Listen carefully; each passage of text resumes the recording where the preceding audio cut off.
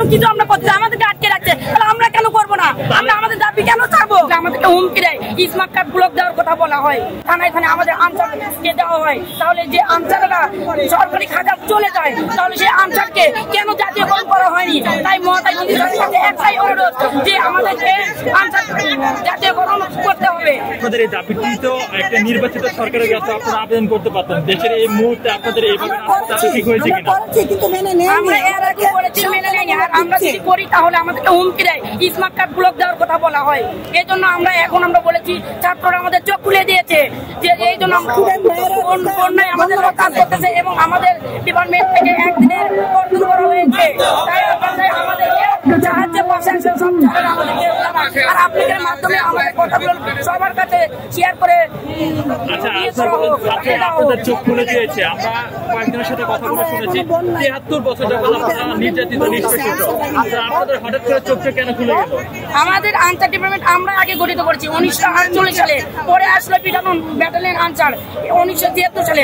ওরা যদি ওদেরকে কথা হয়েছিল 6 বছর থেকে তারপর সরকারি, ওরা যদি শূন্য কোটা থেকে যদি শূন্য কোটায় সরকারি হয়ে গেল, তাহলে আমরা কেন? আগে আমরাই আছি, তাহলে আমাদের কেন শূন্য কোটা থেকে আসবে না এবং স্থায়ী করা হবে না? আমরাই আগে আছি, আমরাই আনসার ডিপার্টমেন্ট তৈরি করেছি, তাহলে আমাদের কেন পিছিয়ে ফেলা হবে? তাই টিচারের কাছে আমাদের এক দাবি জাতীয়করণ করতে হবে। আপনাদের এখন যে এই দুর্যোগ মুহূর্তের সময়ে আপনারা যে আন্দোলন করছেন, এই আন্দোলনটাকে বাংলাদেশের অধিকাংশ মানুষ সমর্থন করছেন, এই বিষয়ে কি বলবেন? আমাদের সমর্থন করবে না কেন? আমরা সব জায়গায় কাজ করতেছি, কোন জায়গায় আমরা কাজ করতেছি না? কোন দিকে আমরা পিছিয়ে আছি? আমরা 3 কোটি 3 লাখ টাকা এবং 80,000 টাকা আমরা তাদেরকে দিতেছি, তাহলে আমাদের পাশে কেন 2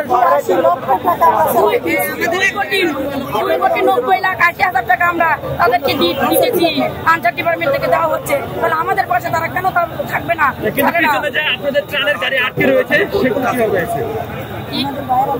আমাদের ওখানে ত্রাণ বিতরণ করতে যে আমাদের একটা আনসার ভাই মারা গিয়েছে, তাহলে সবাই তারা তো জীবন দিয়ে তাদেরকে রক্ষা করতেছে।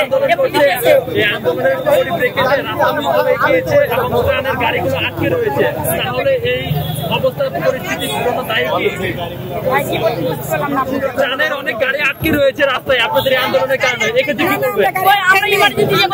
আমরা ছেড়ে দিচ্ছি, আমরা কোথায় তাদের আটকে রাখছি? আমাদেরকে এত কিছু আমরা করছি, আমাদেরকে আটকে রাখছে, তাহলে আমরা কেন করবো না? আমরা আমাদের দাবি কেন ছাড়বো? যারা বন্যাকৃত এলাকা রয়েছে তাদেরকে জীবন দিয়ে করতেছে, আমাদের ডিপার্টমেন্টে একটা ভাই তারা মারা গেছে, আমরা কোথায় থাকি? আপনাদের চোখ নাই, ওদিকে দেখি। আমাদেরকে মনে করতে পারলে সর্বশেষ উপদেষ্টার কাছে কি বলতে চান? উপদেষ্টার কাছে আমাদের দাবি জাতীয়করণ চাই।